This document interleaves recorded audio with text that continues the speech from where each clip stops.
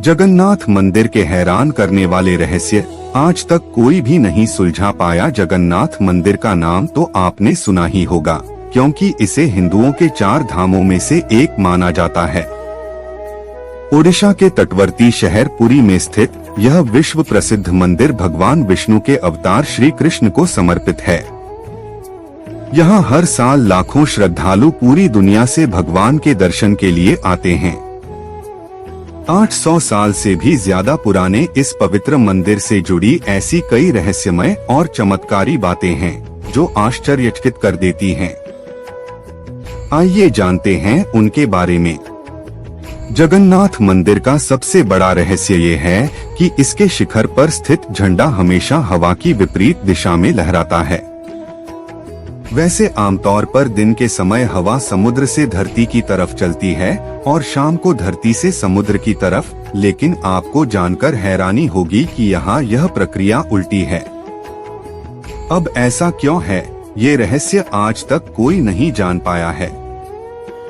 जगन्नाथ मंदिर के शिखर पर एक सुदर्शन चक्र लगा है, जिसके बारे में कहा जाता है कि उसे किसी भी दिशा से खड़े होकर देखें, पर ऐसा लगता है कि चक्र का मुंह आपकी ही तरफ है। इसी तरह एक और रहस्य ये है कि मंदिर के शिखर की छाया हमेशा अदृश्य ही रहती है। उसे जमीन पर कभी कोई नहीं देख पाता। कहते हैं कि मंदिर के अंदर समुद्र की लहरों की आवाज किसी को भी सुनाई नहीं देती है, जबकि समुद्र पास में ही है। लेकिन आप जैसे ही मंदिर से एक कदम बाहर निकालेंगे, वैसे ही समुद्र के लहरों की आवाज स्पष्ट सुनाई देने लगती है। वाकई यह किसी आश्चर्य से कम नहीं है। आमतौर पर मंदिरों के ऊपर से पक्षी गुजरते ही हैं या कभी कभी उसके शिखर पर भी बैठ जाते हैं, लेकिन जगन्नाथ मंदिर इस मामले में सबसे रहस्यमय है, क्योंकि इसके ऊपर से कोई भी पक्षी नहीं गुजरता। सिर्फ यही नहीं, मंदिर के ऊपर से हवाई जहाज भी नहीं उड़ते हैं।